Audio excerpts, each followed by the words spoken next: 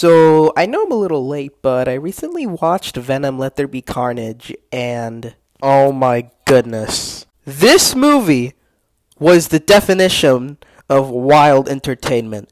I can say that for sure, because it's just amazing. So, the plot of this movie is basically after a year of the events of the first film, Venom and Eddie are struggling to coexist with each other after Eddie doesn't want Venom to eat any more humans, otherwise, they're going to be in big trouble. And this creates a bit of friction between the two. Meanwhile, Cletus Cassidy, a serial killer, has been messing around with the cops and the body of his victims. Venom and Eddie solve the crime, and that leaves California to instate the death penalty for Cassidy. Before Cletus dies, Eddie visits him one more time, and Cletus bites Eddie's hand, drawing a little bit of symbiote on him. And then boom! Carnage is born. So, yeah, as I said, I really had a lot of fun watching this movie. But it was surprisingly short. Being an hour and a half, I kind of wanted to see more. But it definitely felt like those hour and 37 minutes definitely felt like 2 hours. I mean, it didn't feel that short to me or anything, but, still. I actually like Eddie and Venom this time around, as Venom is actually more human. And Eddie is still Eddie, but, a little bit more grown up from the first movie, and I like that improvement. It really shows how you can take a sad version of Eddie Brock, sort of, and just take it to the next level. I really like it when movies do that a lot. It tends to improve the character. Speaking of characterization, Cletus was by far my favorite character in the movie.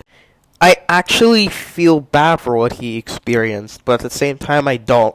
It's kind of hard to feel bad for a villain for its motivations and emotions sometimes. And I really like how the movie tends to do that to me a lot. And speaking of Carnage, Carnage is by far my favorite comic book accurate villain in terms of design. Because for a movie that is rated PG-13, which sucks, we really don't get to see him cause too much carnage. Like, yeah, he does cause carnage, but not really much in a violent way. I mean, it was pretty badass to see him rick up shit. There's one stupid scene where Cletus gets a laptop, and then Carnage hacks into the laptop to download stuff or whatever, and just hack into the prison where Shriek is in.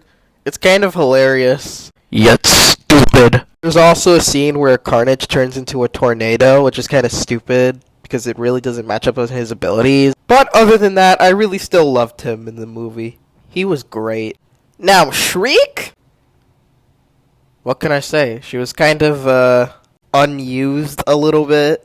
It really didn't match up her character much, considering her and Carnage couldn't even team up, because Shriek produces loud sounds that Carnage could die from. It's just so stupid. I hated it. I really wanted the more accurate team up. That would have been better. But no, they decided to ruin it.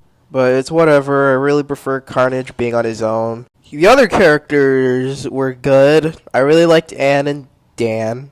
Dan is so nice in this movie. Like, oh my god, they really portrayed his character more. And I really liked how Anne was used as a damsel in distress, where Venom is trying to go Carnage, and I liked it. There's this one guy, Detective Mulligan, who Eddie works for. He didn't really need to be involved in the story much, but I don't know. People thought Toxin was teased because of him, and I thought that was kind of a bit stupid, but I don't know. I really knew what elements that the director was really going for in this movie, and I really like that.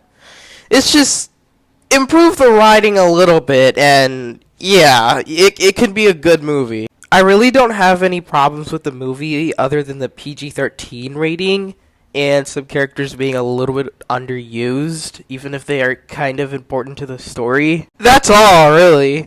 So other than the whole movie, there was actually a post-credit scene where I kind of got freaked out. Venom mentioned something about being attached to other symbiotes in the universe, and this takes them to the MCU. Because of No Way Home's events, Venom now wants to eat Tom Holland's Spider-Man, as he appears on TV. This scares me a little bit and excites me a little bit, because I've always wanted to see Venom and MCU Spider-Man fight, but it's the origins, really. It kind of scares me a bit. But I really won't mind it much. Other than the stuff I said, I really enjoyed the movie a lot. It's one of my favorites. In Marvel, of course.